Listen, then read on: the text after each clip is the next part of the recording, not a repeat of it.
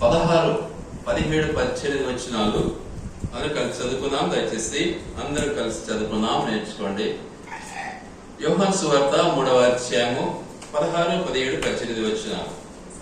దేవుడు లోకమును ఎంతో ప్రేమించెను కాగా ఆయన తన అద్వితీయ కుమారునిగా పుట్టిన వాని యందు విశ్వాసముంచు ప్రతివాడును నశింపగా నిత్యజీవం పొందినట్లు ఆయనను అనుగ్రహించెను. లోకము తన కుమారుని ద్వారా రక్షణ పొందుటకే గాని లోకమునకు తీర్పు తీర్చుటకు దేవుడు ఆయనను లోకములోనికి పంపలేదు. ఆయన యందు విశ్వాసముంచు వారికి తీర్పు తీర్చబడదు. విశ్వసింపని వాడు దేవుని అద్వితీయ కుమారుని నామమందు విశ్వాసముంచలేదు గనుక వానికి ఇంతకు మునిపే తీర్పు తీర్చబడదు. దేవుని వాక్యం చాలా స్పష్టంగా ఉంటుంది. అవునా కాదా అన్నటువంటి తారతమ్యాన్ని మనకు బయలుపరుస్తుంది. ఎస్ ఆర్ నో, అంతే. నేను ఒకసారి ముద్దాయిని కోర్టుకు పోవాల్సి వచ్చింది. నాకు ముందు తెలియదు, అంతకుముందు నేను ఎప్పుడు పోలే. వాడు చదువుతా ఉంటే అంతా ఆపోజిట్ చదువుతున్నాడు ఆ లాయర్. ఏంది పరిస్థితి, జరిగింది ఏంది, రాసింది ఏంది, నాకేం అర్థం కాదు. జడ్జి గారు వండుకొని ఏమంటారు, ముద్దాయిని అంటారు కదా, క్లయింట్ చెప్పు అన్నాడు.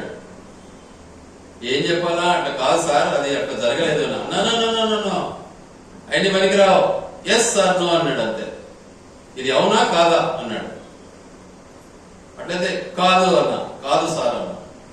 ఓకే, ఎస్ మార్క్స్ అన్నాడు. అట్లుంటుంది దేవుని యొక్క ప్రత్యక్షత కూడా, దేవుని యొక్క ఆజ్ఞ కూడా, దేవుని యొక్క పని కూడా అలాగే ఉంటుంది. నానబెట్టే వారం ఉండదు.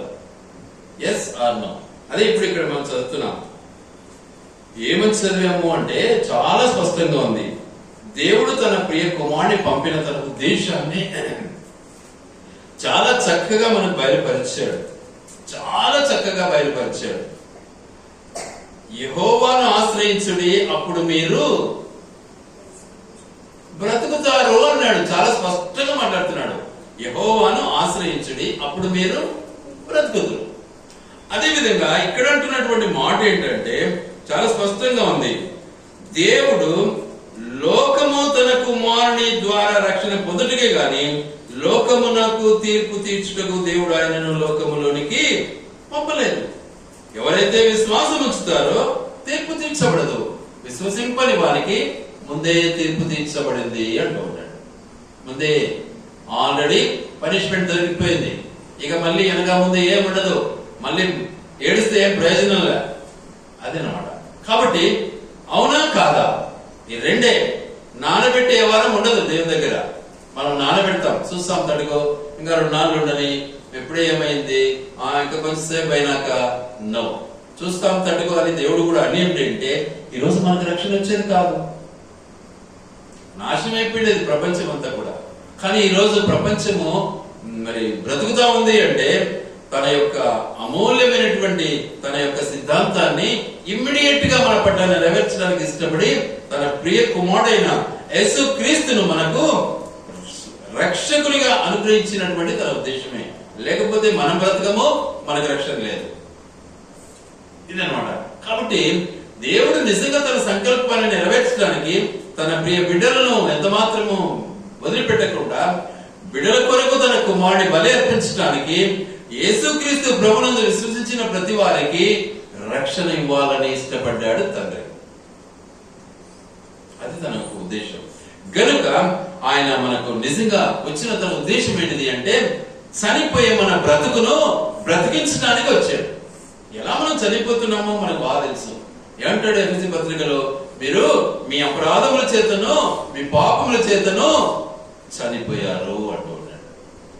మీరు చనిపోయారు. 5వ వచనం కూడా ఆ మాట అంటుంది. చూడండి దయచేసి ఎఫెసీ పత్రిక 2:5.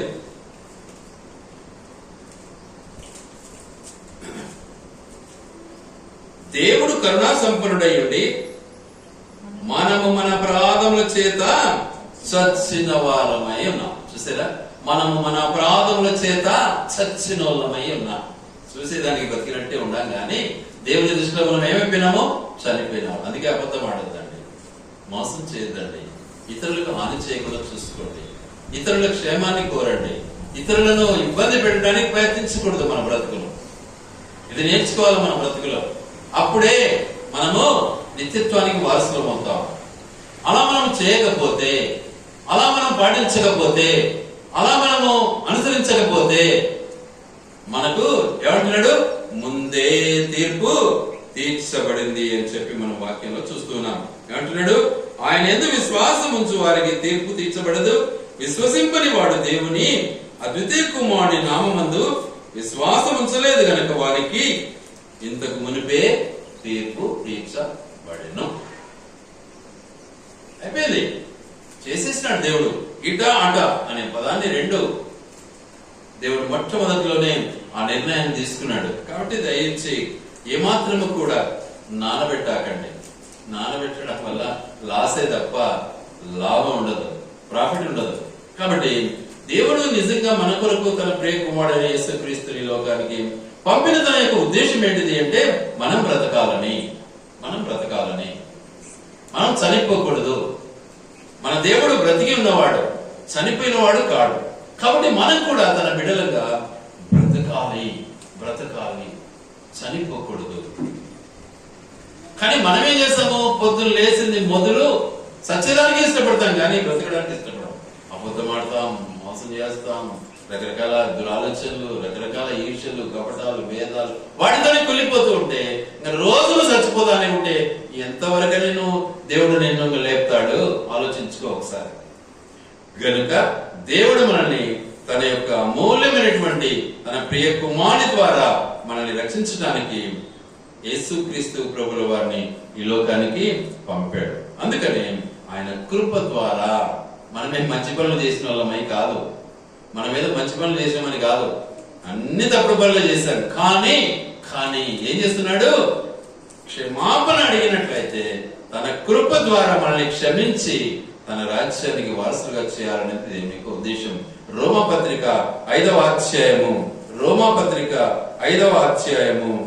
15వ వచనం చదువుకుందాం. రోమాపత్రిక 5వ అధ్యాయము 15వ వచనం. అయితే అపరాధము కలిగినట్లు కృపావరము కలగలేదు. ఎట్లనగా ఒకని అపరాధము వలన అనేకులు చనిపోయిన యెడల మరి ఎక్కువగా దేవుని కృపయు యేసుక్రీస్తును ఒక మనుష్యుని కృప చేతనైన దానమును అనేకులకు విస్తరించాను. చూసారా ఎంత అద్భుతమైనటువంటి కృప, మా ఐశ్వర్యాన్ని దేవుడు మన పట్ల చూపాడు. ఒకసారి ఆలోచించాలి మనం. ఇంత అద్భుతమైనటువంటి కృప ద్వారా నీవు నేను రక్షణ పొందుతున్నాము అంటే దేవుని ఆరాధించక ఎలా ఊరుకోగలం? మనం ఏం పెద్ద సజ్జనులమేం కాదు కదా, మనం ఎంత నీతి పరులమేం కాదు కదా. అవినీతి పరులమైనప్పటికీ మరి మనమంతా ఎంతో భయంకరమైన చీకటి జీవితానికి బానిసలమై చనిపోయే సిద్ధంగా ఉండగా దేవుడు మనల్ని బ్రతికించడానికి ఇష్టపడ్డాడండి. అట్టి ఆ దేవుని ఆరాధించడం నేర్చుకోవాలి మనం. ఆలోచించండి ఒకసారి, తప్పు పనులు చేసామో లేదు ఆలోచించండి ఒకసారి, అబద్ధం ఆడామో లేదు ఆలోచించండి ఒకసారి, ఇతరుల విషయంలో దురాలోచన చేశామో లేదు ఆలోచించండి ఒకసారి, ఇతరులు చూసి ఓర్వలేక జీవించామేమో ఒకసారి ఆలోచించండి. కాబట్టి ఇదంతా చావుకి కారణం. అట్టి చావు నుంచి దేవుడు ఏం చేస్తున్నాడు? నిన్ను నన్ను తన కృప చేత బ్రతికిస్తూ ఉన్నాడు. కాబట్టి ఆయన మనము ఆరాధించడం నేర్చుకోవాలి. ఆయనను మనం ఎల్లప్పుడూ కూడా ఆరాధించినట్లయితేనే మనము దేవుని బిడ్డలుగా పరిగణించబడతాం, లేకపోతే సైతాన్ని ఆరాధించే వారమైతాం. కాబట్టి మనం నిజంగా దేవుని బిడ్డలుగా ఉండాలి. దేవుని యొక్క ఔన్నత్యాన్ని మనము అనుభవించాలి అన్నదే దేవుని యొక్క ముఖ్య ఉద్దేశం. ఎందుకంటే మన కొరకు ఏం చేశాడు? ఆయన హద్దులను ఏర్పాటు చేశాడు. హద్దులను రక్షణ పొందడానికి దాదాపు ఒక 7 సూత్రాలు మనం వాడుకోవచ్చు. రక్షణ పొందాలి అంటే 7 సూత్రాలు. ఏమేం చేయాలి? పాపం ఒప్పుకోవాలి, పాపం విడిచిపెట్టాలి, మార్మల్స్ పొందాలి, తర్వాత ఇతరుల విషయంలో ఎప్పుడు కూడా చీకటి ఆలోచన మనం కలిగి ఉండకూడదు. పశ్చాత్తాపపడాలి. మనల్ని మనం దేవునికి అప్పగించుకోవాలి. దేవుని యందు మన జీవితాలను సమర్పించుకొని దేవునికి అప్పగించబడిన వారమై, దేవుని నామాన్ని బట్టి బాప్తిసం పొందినటువంటి వారమై దేవుని రాజ్యం కొరకు మనము ఎదురు చూసే వారంగా ఉండాలి. కాబట్టి మన జీవితంలో దేవుడు చేసిన ఈ గొప్ప అద్భుత క్రియలను మనం మర్చిపోకూడదు, జ్ఞాపకం చేసుకోండి. గనుక దేవుని మనము ఆరాధించాలి. ఆయన నిజంగా అందుకే అంటాడు రోమా 6:23 ఒక మాట ఉంది, చూడండి దయచేసి. 6:23 ఏలైనగా పాపము వలన వచ్చు జీతము మరణం. చూసారా, మనం చేసిన పాపము, మనం చేసిన ప్రతి చీకటి జీవితం, దానికి ఏముంది? మనకేముంది? జీతము మరణమే. అంటే దినము చనిపోతూనే ఉంటాం. మనం దినము చనిపోతూనే ఉంటాం. కానీ అక్కడ ఏమంటాడు ఇంకా? అయితే దేవుని కృపావరము, దేవుని యొక్క కృప మనపై ఆపాదించబడింది కనుక మన దేవుడైన యేసు క్రీస్తునందు మనకు ఏమిచ్చాడు? నిత్య జీవం ఇచ్చాడండి. అట్టి దేవుని ఎలా ఆరాధించకుండా ఉండాలి? ఎలా ఆరాధించకుండా ఉంటావు అసలు? కాబట్టి ప్రతి ఒక్కరూ దేవుని ఆరాధించాలి. ప్రతి ఒక్కరూ దేవుని ఆరాధించాలి. ఇదే గొప్ప విషయం ఈ సంఘ సహవాసంలో. అందరూ చేయలేరు ఈ పని, మిగతా సంఘాలు చేయవు. కాబట్టి ప్రతి ఒక్కరు దేవుని ఆరాధించాలి. ప్రతి ఒక్కరి కొరకు దేవుడు తన ప్రియ కుమారుని పవిత్రమైన రక్తాన్ని చెందించాడు. ప్రతి ఒక్కరి కొరకు దేవుడు తన ప్రియ కుమారుని లోకానికి పంపాడు. ప్రతి ఒక్కరి కొరకు దేవుడు తన ప్రియ కుమారుని యొక్క పాప పరిహారార్థ బలిని అనుభవించడానికి ఇష్టపడ్డాడు. ప్రతి ఒక్కరూ చావకుండా నిమిత్తము ప్రతి ఒక్కరూ బ్రతికి ఉండాలని బ్రతికించడానికి పునరుత్థానమైన యేసు ప్రభువుని లోకానికి పంపాడు. అట్టి ఆ దేవుని ఎలా ఆరాధించకుండా ఉంటావు? ఎంత కఠిన హృదయం ఇది, ఒకసారి ఆలోచించుకో. నన్ను పాపం చేయలేదా? చేశావు. మరి వాటిని బట్టి ప్రాయశ్చిత్తం అయిందా? యేసు ప్రభు చేశాడు ఆ ప్రాయశ్చిత్తం. మరి ఆయనను ఆరాధించవా? ఆలోచించుకో ఒకసారి. గనుక ప్రభువును మనము ఆరాధించే వారంగా ఉండాలి. ఎల్లప్పుడూ ఆరాధించాలి. ఆయన మనము విస్మరించకూడదు. జాగ్రత్త, విస్మరించకూడదు. ఎందుకంటే ఆయన మన కొరకు ఏం చేశాడు? ఒక రాజ్యాన్ని ఏర్పాటు చేశాడు. అద్భుతమైనటువంటి రాజ్యం అది. అందుకే ఆయన అంటాడు, మొట్టమొదట నీవు ఏం చేయమన్నాడు?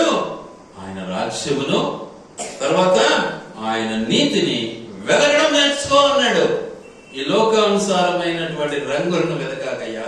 తెల్ల రంగు బాగుంటది, నల్ల రంగు బాగుంటది, ఎర్ర రంగు బాగుంటది అని కాదు. ఏ రంగు? ఏది వెతకాలి మనము? దేవుని రాజ్యాన్ని వెతకాలి, దేవుని నీతిని వెతకాలి. వాటి వల్ల మన జీవితం మార్పు చెందుతుంది. వాటి వల్ల మనం పరలోక రాజ్యానికి వారసులం అవుతాం. గనుక ప్రభువునందు మనము ఆశ్రయించబడిన వారం అయితే మనం తప్పకుండా బ్రతుకుతాం. ఆశ్రయింపని ఎడల బేతేలులో ఎవరును వేయలేకుండా అగ్ని పడినట్లు యోసేపు సంతతి మీద పడి దానిని నాశనము చేయును అని వాక్యం చదివాము. ఇప్పుడే మనం చూసారా, అగ్ని కాల్చబడుతుంది. అగ్ని ఎలా ఉంటుంది చూద్దాం ఆ మాటను ఒకసారి. పేతురు 2వ పత్రిక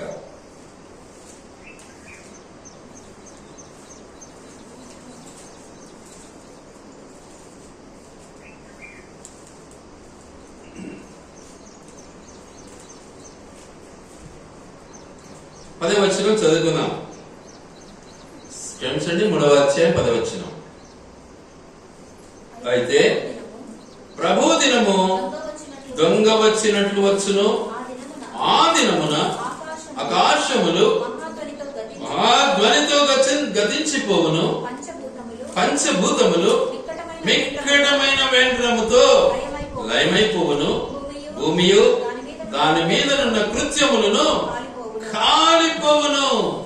ఇంకా ఇవన్నీ ఇట్లు లయమైపోవునవి కనుక ఆకాశంలో రగులు కొని లయమైపోవునట్టు పంచభూతములు మహావేంద్రముతో కరిగిపోవునట్టు దేవుని దినపు రాకడ కొరకు కనిపెట్టుచు దాని ఆశతో అపేక్షించుచు మీరు పరిశుద్ధమైన ప్రవర్తనతోను భక్తితోను ఎంతో జాగ్రత్త గల వారై ఉండవలను. అది సంగతి. చూసారా, వాక్యం ఎంత చక్కగా మనకు బోధిస్తా ఉందండి. వాక్యాన్ని చదవండి, గ్రహించండి, అనుసరించండి, ఆత్మీయ మేళ్లు పొందండి. దీన్ని అనుసరించము లోకానుసారమైన ఆలోచనలు మనకు కావాలి, లోకపు ఆడంబరం మనకు కావాలి, లోకపు రంగులు మనకు కావాలి, లోకపు మాటలు మనకు కావాలి. యేసయ్య మాటలను గాలి కొదిలేస్తాం, యేసయ్య ప్రవర్తనను గాలి కొదిలేస్తాం, యేసయ్య నిజంగా తన యొక్క క్రియలను అస్సలు పడుచుకోము. ఏం ప్రయోజనం? ఎందుకు బైబిల్ చదువుతాం? కాబట్టి దేవుని యొక్క మహా ఉద్దేశాన్ని మనం మర్చిపోయి దేవునికి మనము నిజంగా కృతజ్ఞులమై జీవించడం మానుకొని సైతానికి కృతజ్ఞులమైతే ఏం ప్రయోజనం అంటే? ఆలోచించండి ఒకసారి. కాబట్టి దేవుడు చేసిన ఈ మేళ్ళన్నిటిని బట్టి దేవుని మనం ఎల్లప్పుడూ ఏం చేయాలి? ఆరాధించాలి, దేవుని స్తుతించాలి. అందుకే దేవుడు ఏం చేశాడు? రోమపత్రిక 3వ అధ్యాయము 25-26 వచనాలు చదువుకుందాం. పూర్వము చేయబడిన పాపములను దేవుడు తన ఓరిమి వలన